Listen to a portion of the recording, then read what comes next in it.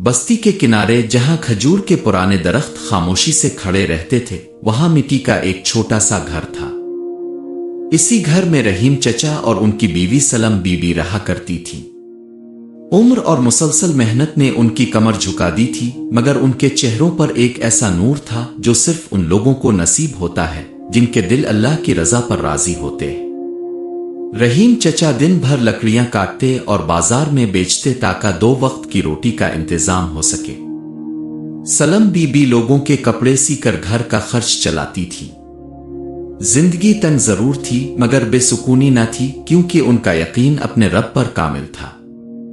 برسوں کی دعاؤں کے بعد اللہ نے انہیں ایک بیٹا عطا کیا جس کا نام زید رکھا گیا۔ وہ ان کی آنکھوں کا تارا اور بڑھاپے کا سہارا تھا۔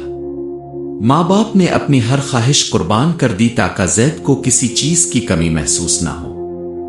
وقت گزرتا گیا اور زید جوان ہونے لگا، مگر اس کے ساتھ اس کا مزاج بھی بدلنے لگا۔ دنیا کی چمک دمک نے اس کے دل میں جگہ بنا لی۔ وہ اپنے ماں باپ کی سادگی سے شرمانے لگا اور اکثر کہتا، ہمارے پاس اتنا پیسہ کیوں نہیں؟ سب لوگ امیروں کی عزت کرتے ہیں۔ رحیم چچا نرمی سے سمجھاتے، بیٹا حلال کی کمائی میں برکت ہوتی ہے اور حرام کی دولت انسان کو تباہ کر دیتی ہے۔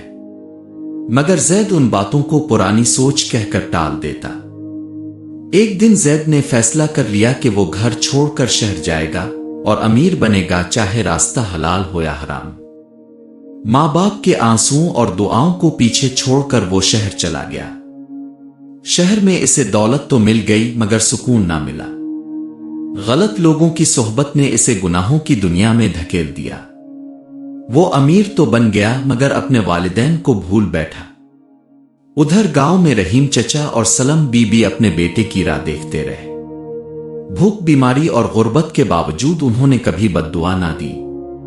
آخرکار زید کی دنیا اجڑ گئی۔ دوست، دولت اور عزت سب چھن گئے۔ بیماری اور ذلت نے اسے توڑ دیا۔ ایک رات مسجد سے والدین کے حقوق پر آیت سنی تو اس کا دل لرز اٹھا۔ وہ سجدے میں گر پڑا اور سچے دل سے توبہ کی۔ زید واپس گاؤں آیا تو دیکھا کہ اس کے والد آخری سانسیں لے رہے تھے۔ رحیم چچا نے بیٹے کو دیکھ کر کہا، بیٹا میں نے تمہیں معاف کیا۔ یہ کہہ کر وہ دنیا سے رخصت ہو گئے۔ زید نے ماں کی خدمت میں اپنی زندگی وقف کر دی۔ محنت مزدوری کی، صبر کیا اور دل سے توبہ کی۔ برسوں بعد سلم بی بی نے بھی وفات سے پہلے کہا، بیٹا میں تجھ سے راضی ہوں، میرا دودھ تجھ پر حلال ہے۔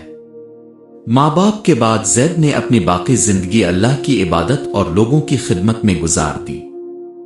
جب اس کا انتقال ہوا تو پورا گاؤں اس کے جنازے میں شریک تھا۔ سبق: یہ کہانی ہمیں سکھاتی ہے کہ ماں باپ کی دعا جنت کی کنجی ہے اور ان کی ناراضی اللہ کی ناراضی۔ دنیا کی دولت عارضی ہے مگر والدین کی محبت انمول۔